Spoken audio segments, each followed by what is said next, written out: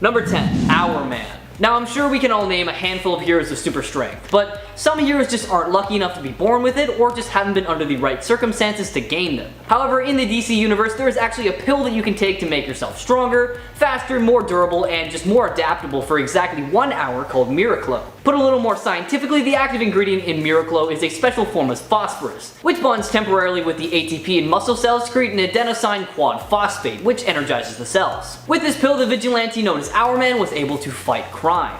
Now there have been 2 men that have taken up the HOURMAN mantle, so let's just briefly go over both of them. Rex Tyler was the original HOURMAN and the scientist who actually created Miraclo. He used it to fight against crime during the Golden Age. Despite being an average human in every way, he was able to fight alongside the Justice Society and the freedom fighters thanks to this drug. And then his son Richard Tyler took up the mantle after his father's retirement, taking the Miraclo pills against his father's wishes in order to save Rex and then his fellow Justice Society members as well. Now despite his strength, HOURMAN was never anything close to the powerhouse like Superman. Honestly, he wasn't even ever the strongest member of his own team, but he sure could throw a punch in that 1 hour window, and that is why he's on this list today.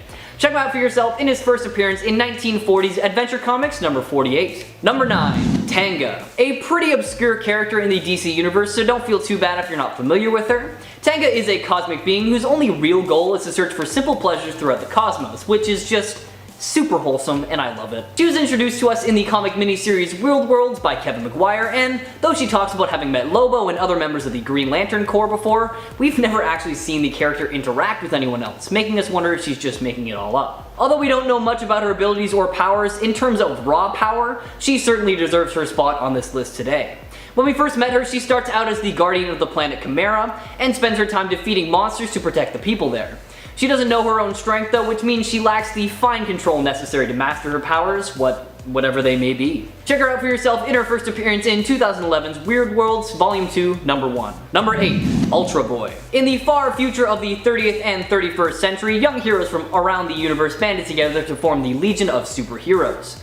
We know about members like Cosmic Boy, Lightning Lad, Saturn Girl, and Brainiac 5, but when the team needs some muscle, they call upon Jonah of Rimbor, more commonly known as the superhero powerhouse Ultra Boy. Out of all the Legionnaires with all their different powers, he is one of the strongest characters on the team. While many of these characters use the natural abilities of the race to protect the citizens of the United Planets, Ultra Boy received his powers from exposure to radiation thanks to prolonged exposure to an energy beast. He has been shown to have all the same abilities as Superman, but he is so low on this list today because he can only use one of those powers at a time. He has the strength to rival the Man of Steel himself, but given the limitation of his abilities, Ultra Boy has a huge weakness. However, despite this, he remains one of the most useful members of the team. Check out Ultra Boy for yourself in his first appearance in 1962's Superboy number 98. Number 7. Loose Cannon. Back in the early 1990s, DC Comics used the Bloodlines crossover as an excuse to create a ton of new superheroes and villains. These new bloods were given powers when alien parasites attacked them, resulting in the creation of the superhero team the Blood Pack, and heroes like Hitman, Gunfire, and many others.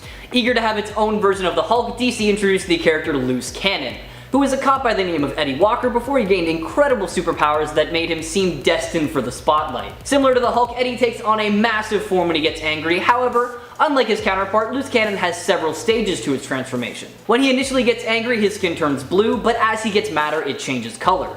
The next stage is purple, followed by red, until finally his skin is completely ghost white to match the white, hot rage he feels inside. In his most powerful form, Loose Cannon becomes uncontrollable and is unable to put together a coherent thought, which is absolutely terrifying because we have seen what characters like that can do. Check out this colorful beast of a hero for yourself in his first appearance in 1993's Action Comics Annual number 5. Number 6. Damage.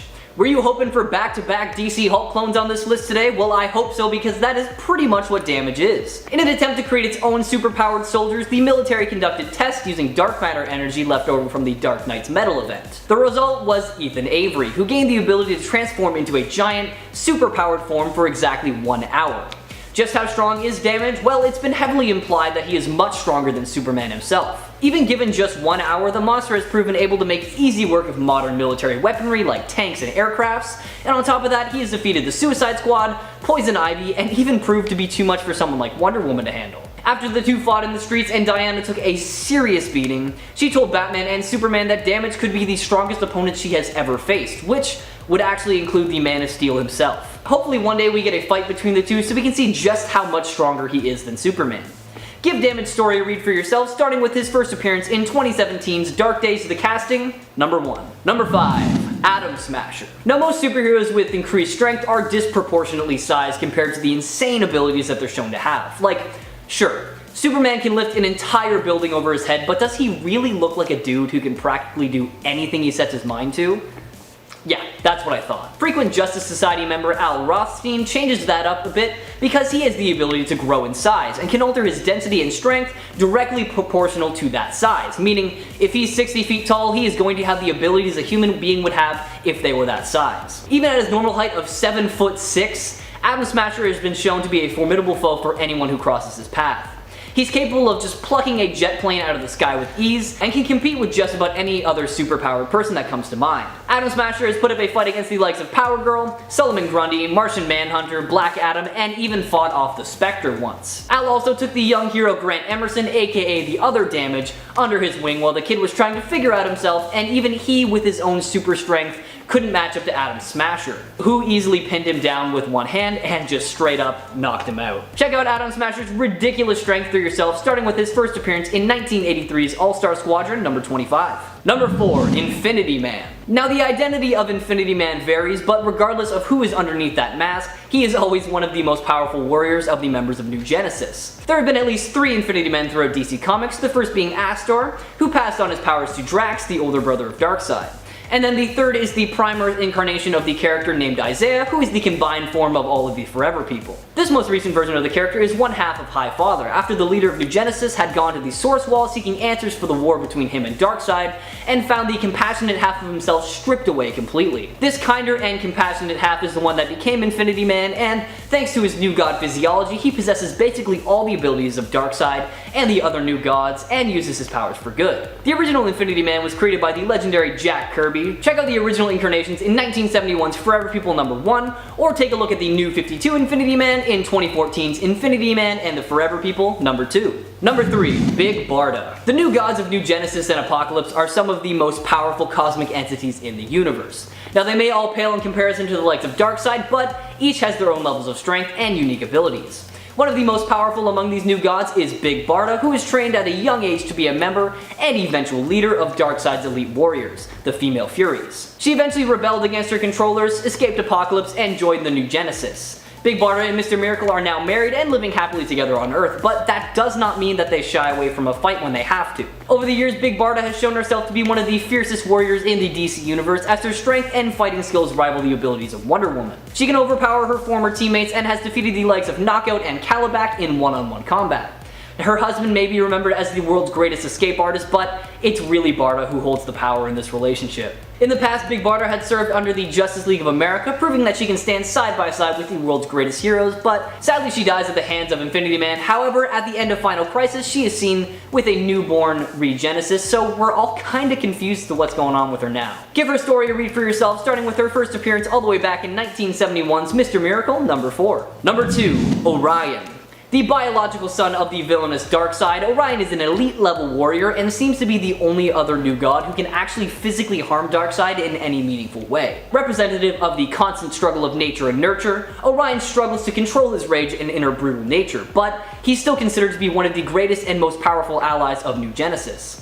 Orion also has the benefit of his Astro Harness, capable of harnessing energy directly from the source itself, that he calls the Astro Force. On multiple occasions, he is shown to be as strong as the likes of Superman and Wonder Woman, and this was further proven with the biggest achievement he has on his resume: the fact that he was actually the one who finally took out Darkseid himself. With the elimination of the new gods in the lead up to Final Crisis, the final 2 members of this cosmic race of gods fought it out in the streets of Earth. Orion finally dug deep in himself and became the monster he had always tried to stop himself from being, and managed to battle Darkseid to a standstill. However, that all changed when the sun destroyed the father, and he ripped out Darkseid's heart directly out of his body in just one foul swoop. He was unfortunately killed during Final Crisis though with a Radion bullet. However, he was resurrected later on Earth alongside the rest of the new gods.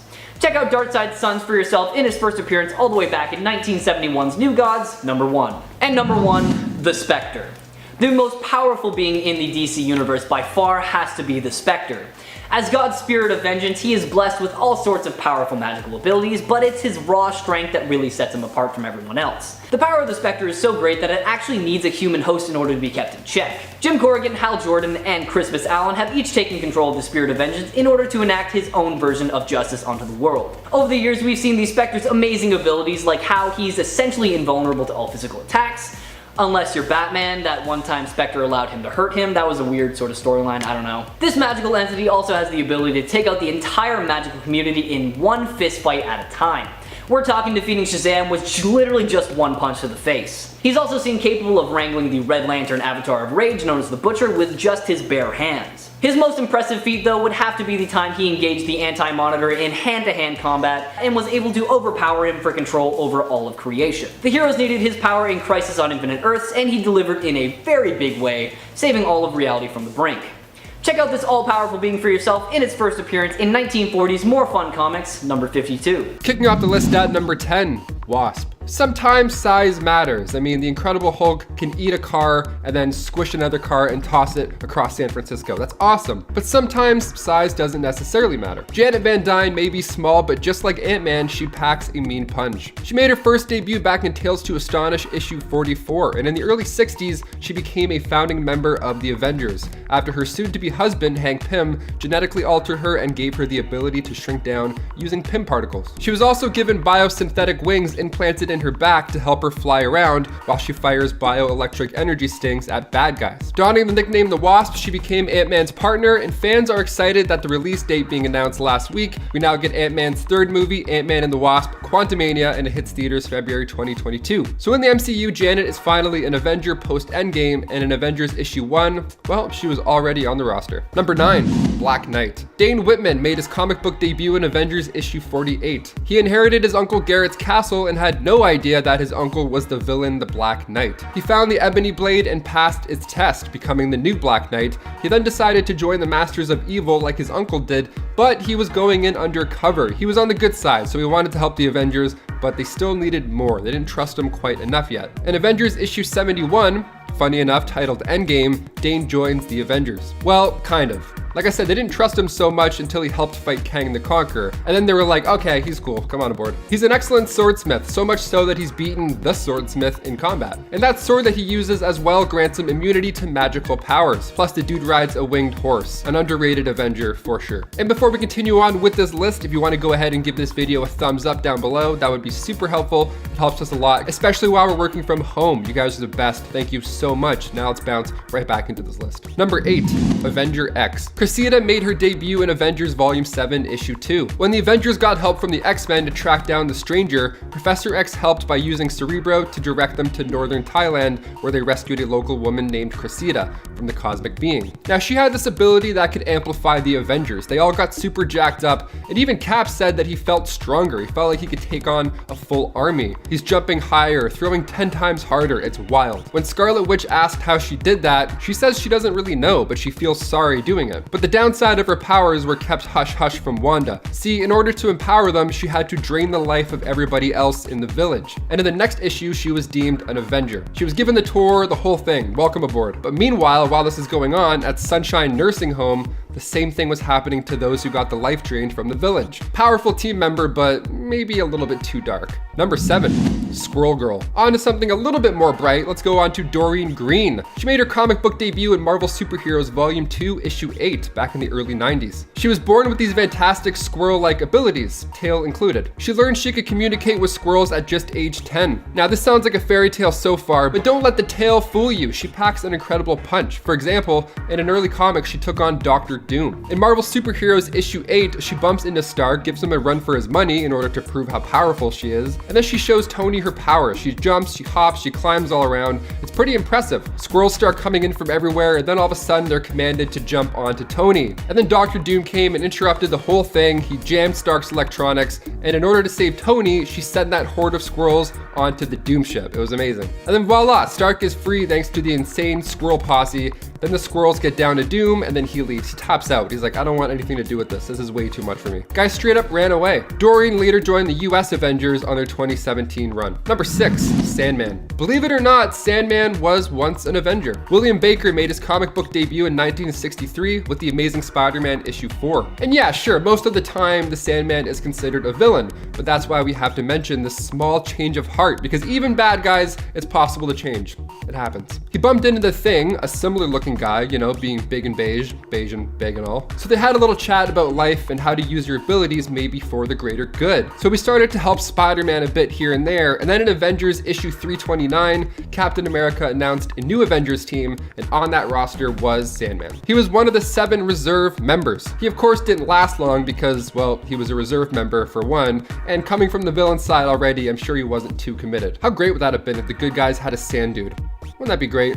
We could use the sand guy. Number 5, Triathlon / 3D Man. Okay, 3D Man / Triathlon, aka Delroy Garrett Jr. He joined the team in Avengers Volume 3, issue 27. He showed up and just whooped everybody's ass. It was great. The team basically had to hire him on the spot. They had no choice. But before this, he grew up running, hence his name Triathlon. He competed in the Olympic Games and he was crushing it. That was until he tested positive for steroids. Then he got his 3 medals taken away from him. So he turned to religion, to the triune understanding, and the group's founder, Jonathan Tremont, had found a fragment of a mysterious object and used it to give Garrett the powers of 3D Man, the 3D Man himself. Look out. I would see a 3D Man movie in 3D. God, what a ride that would be. You just don't put on the glasses and you don't see half the movie. You're like, oh, I get it. It's cool, it's cool. Number 4, US Agent. Okay, spoilers coming in hot for Falcon and the Winter Soldier. If you haven't watched it yet, pause this video, watch the entire series, and then come back and click play.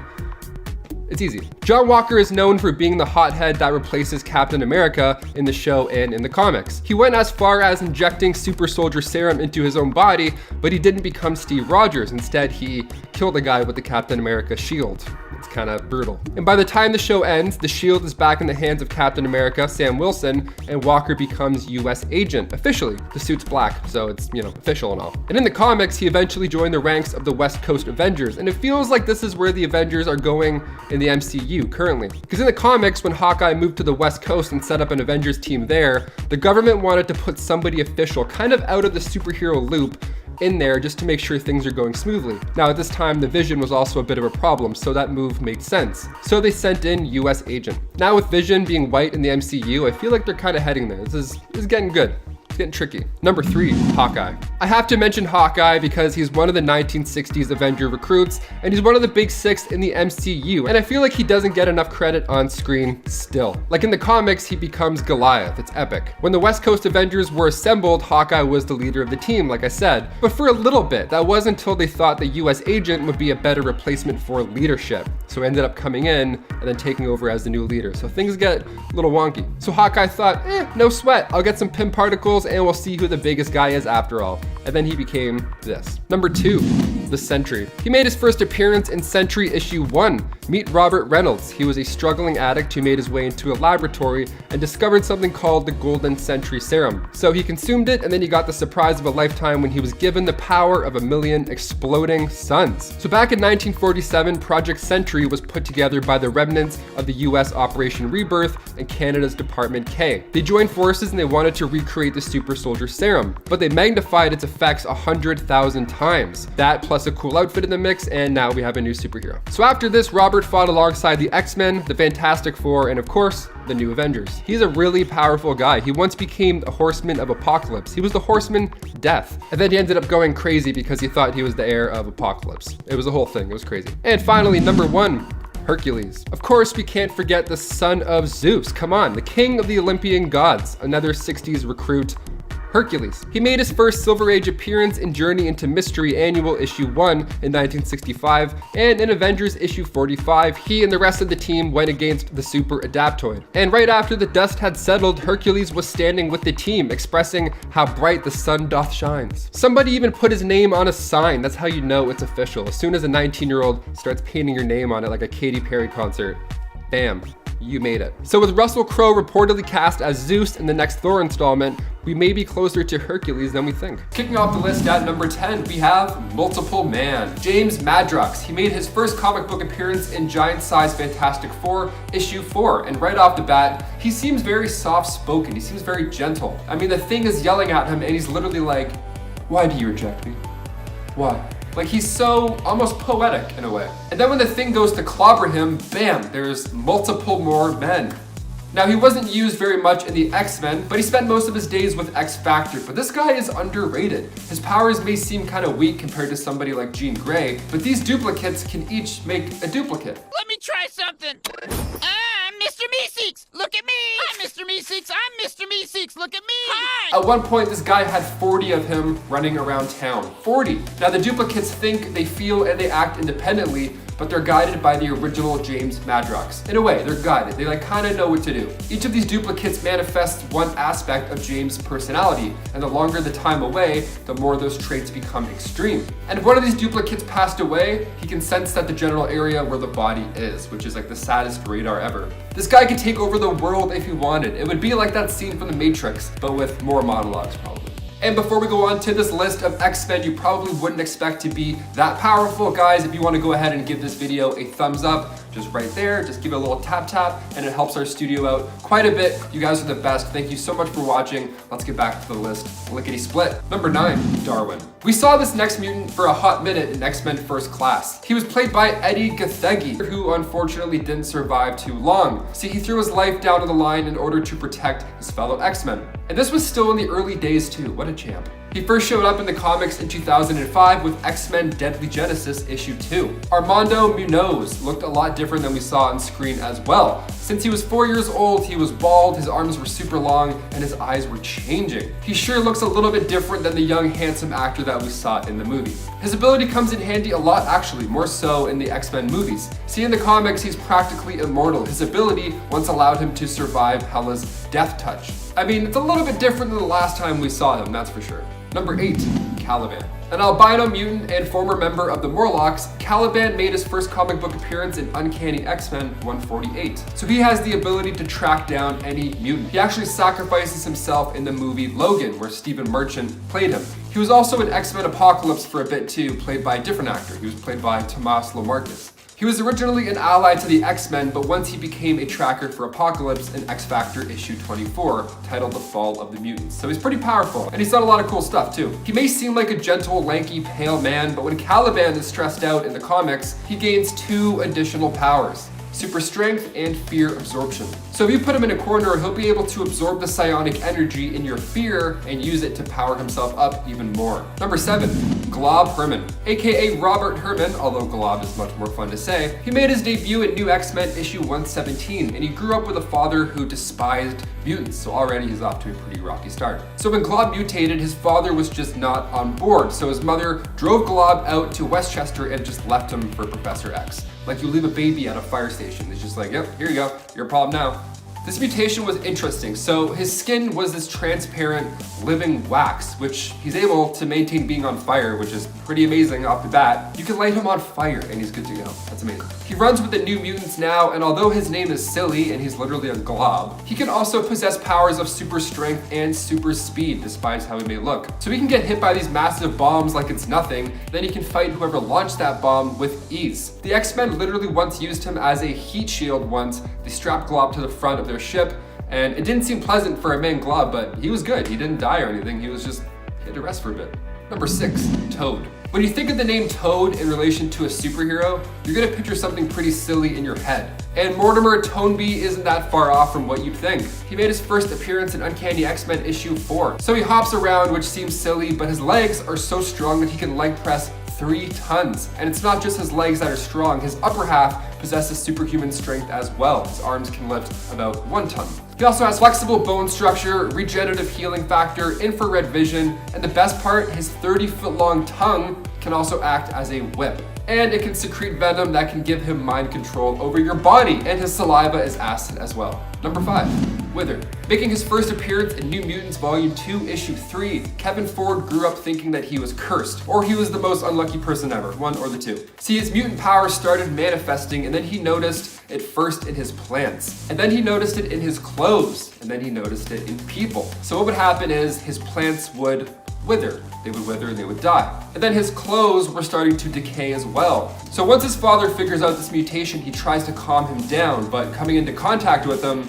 obviously the inevitable happens. He sees the world in this lifeless or decaying way now. See, it's part of this mutation. He can disintegrate all forms of organic matter just by one touch. Whatever he touches withers, so now we get his name. It turns into dust within seconds, whatever it is. Now this seems boring, I guess. When you think of it in like a cinematic battle, it's not too exciting. But this guy can take out an entire elite squad just by touching them. I mean, realistically, just send him in always. No one's gonna expect it. All you have to do is get him to fist bump everybody and then bam, just like that. No more bad guys.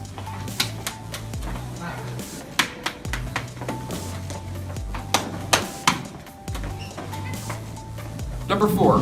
Nocturne. This next one, she comes from Earth 2182, where she's the daughter of Nightcrawler and Scarlet Witch. Now, she's got her dad's looks, unfortunately. She's blue, furry, she's got 3 fingers and 3 toes. She's got a tail and yellow eyes and pointed ears. Now, sure, she looks like she can take out any bad guy, like she looks like an alien. So she possesses the powers of both of her parents. She can blast off energy bolts, she can climb walls, but what makes her even more powerful is that she has the ability to possess others for 12 hours or 1 lunar cycle. But once that timer is up, the victim is just completely out of it for 24 hours, just comatose. This super offspring packs a super punch, that's for sure. Number 3, Tattoo. Christine Cord made her comic book debut in the new X-Men issue 126. She was a student of the Xavier Institute, and she's known as Tattoo, well, because her mutation allows her to display messages or designs on her skin, and she can phase through matter, which is also kind of fun. She's pretty awesome. I mean, when you first think of her, you may just think of the skin messages and be like, oh, whatever, maybe she's a spy, maybe she can be like, send help and then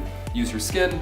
Cool, that's good. But check this out. Tattoo actually phased her hand into Cyclops' head once and told him that if she becomes solid, he would not survive to see the end of it. How awesome is that? But she sadly lost her powers during the events of M-Day, but if you ever ran into Christine again, she would probably surprise you with her new ability. When she was released from jail, she joined the New Warriors and was given her own Stiltman armor, becoming Longstrike. So bam!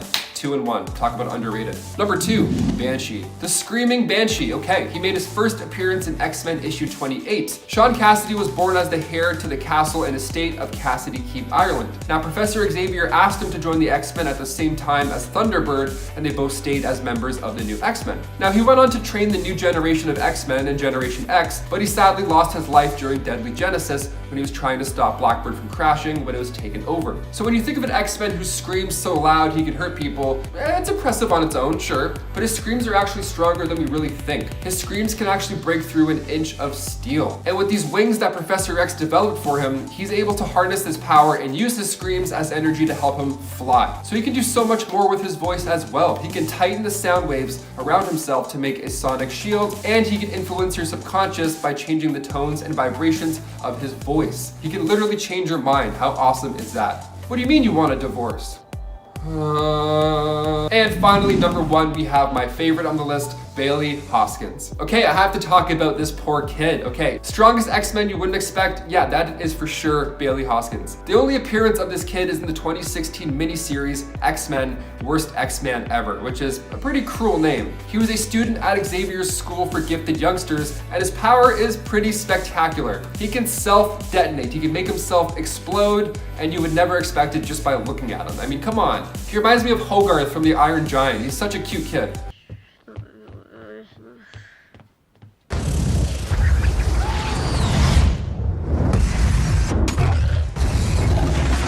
The thing is, he can only use this fantastic ability once. And his last issue in the comics was X-Men Worst X-Man Ever, issue 5. Kicking off the list at number 10, we have Mimic. Calvin Rankin came into comics in X-Men 19. He was the son of a scientist, and when he was just a child, he knocked over a beaker filled with this experimental chemicals, okay? Now this red gas emerged and he inhaled it, so now he has this amazing ability where he can mimic anybody else's powers. They just have to be standing close by. Now the team at first is trying to take him down, but they're failing, of course, as he's just adapting to their every move. So while this ability does sound like one of the best, it kind of just depends on who's near you.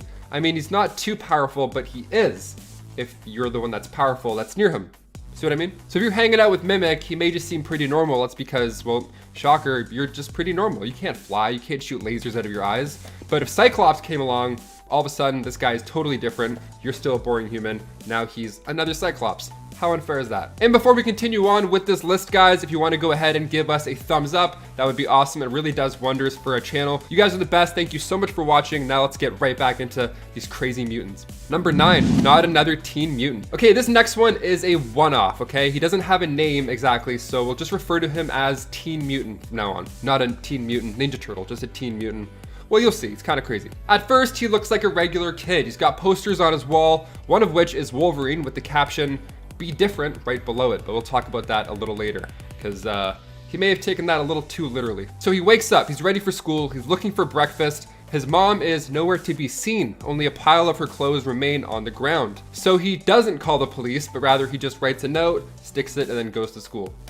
If you ever wake up and there's just clothes left, call the police no matter what. That comes first. On the way to school, he sees there's just a collar lying on the sidewalk. Just a collar, no animal. Okay, odd. What's going on? Finally, he sees people. He's like, okay, great. I'm not going crazy. Whew, that was a close one. But I bet that he wished that that was the case after what's about to happen. So he has this neat ability where people just don't survive being close to him. They kind of explode. It's pretty gross. And he hears it from the guy in that poster himself. He hears it from Wolverine when he finds him ducking out in a cave. So what happened was when he hit puberty, he developed a specific mutation that radiates a series of toxins and acid-like poisons. So it wipes out any organic tissue in its way. It turns it into vapor. So the number of people that he ended up taking out that day was a whopping 265.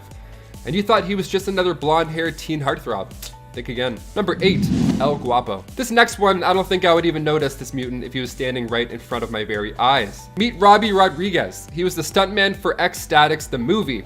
Now he saved the team from Sharon Ginsburg. She attacked because she blamed X-Statix for the amputation of her wings. So in comes Robbie Rodriguez with his sentient skateboard to save the day. That's right, sentient skateboard, you heard me. He has no real powers himself, but he has this symbiotic skateboard that acts along with his mental commands, even subconscious thoughts sometimes. So the skateboard once beat him up for cheating on his girlfriend. So next time you see a dude at the skate park, just double check and see if it's Robbie Rodriguez, because you never know. Number 7, Anarchist. Tyke Alucard made his first appearance in X-Force issue 116. The same issue that had Zeitgeist origins as well, actually, which is in part 2. If you haven't already seen it, I talk about him. He's the guy who pukes acid. Gross. But we also meet Tyke Alucard in this. So he said he doesn't want to go and give away all his secrets, but he's got something going on with his sweat. It's like acid. He can secrete acid from the pores of his body, and if there's enough of it, say that when he's fighting bad guys, it becomes this form of energy that he's able to blast out. He would blast these acid blasts. Like, how insane is that? The guy makes acid brass knuckles.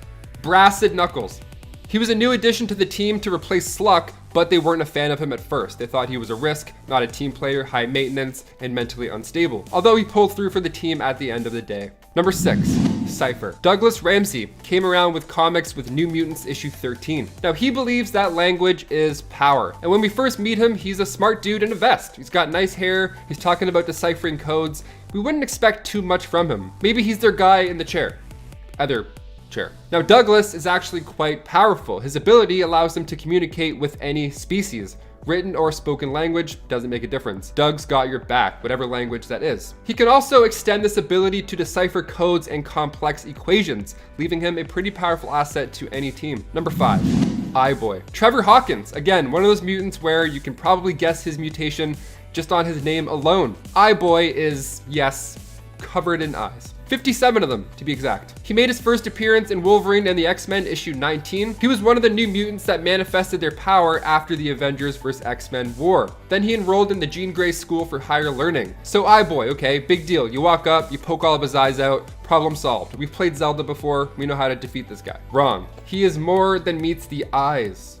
Trevor can of course see you coming, and though his eyes can't shoot laser beams, they do have a plethora of unique abilities. I'm talking microscopic vision, telescopic vision, X-ray vision, night vision, infrared, thermal, chemical detection, you name it, he can see it. All these eyes will see you in any sense. He can even pick up on your body language quite well. Number 4, Nature Girl. Lynn Lee made her debut in Wolverine and the X-Men Volume 2, Issue 1.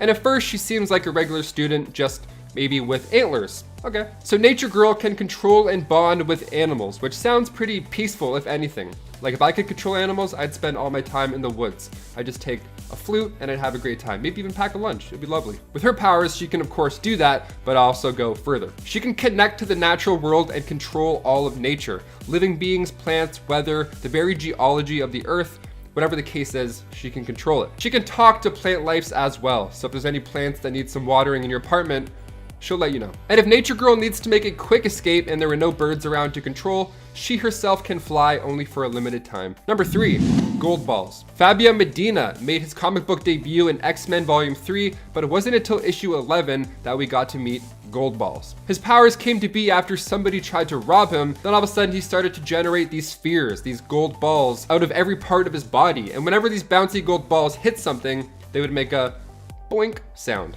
which ought to be pretty annoying just as it is. So these gold balls were not made of gold, rather they were produced from infertile eggs. He's pretty outstanding as it is, but currently in the comics, he's referred to as Egg, which is more appropriate after he learned the true nature of his abilities. So Egg and these other members of the Five are tasked with resurrecting any mutants that have met their terrible fate. So eggs are a major key to this process. So he's not just all about, you know, being gold and having balls and stuff. Number 2, Tag. Brian Cruz made his first appearance in New Mutants Volume 2, Issue 10.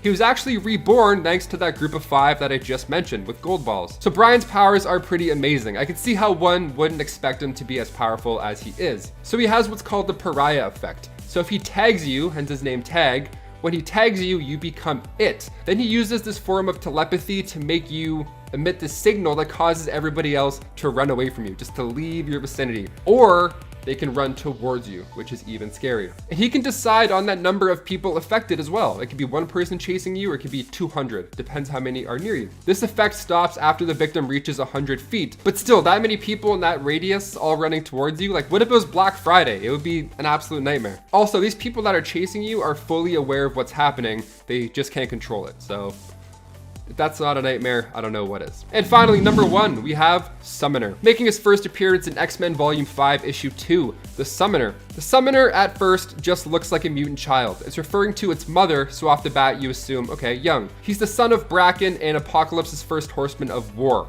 He was born 300 years ago on Araco, the highest ranking out of all the other summoners. They were these wizards that can summon creatures of Araco. Now his grandmother was taken out by the dark god of Amenth, Annihilation. So that's when the Amenthi Daemons destroyed Araco's towers and then attacked and wiped out all those mutants. Now the Summoner is not just a pale child, he can summon a horde of elementals as well.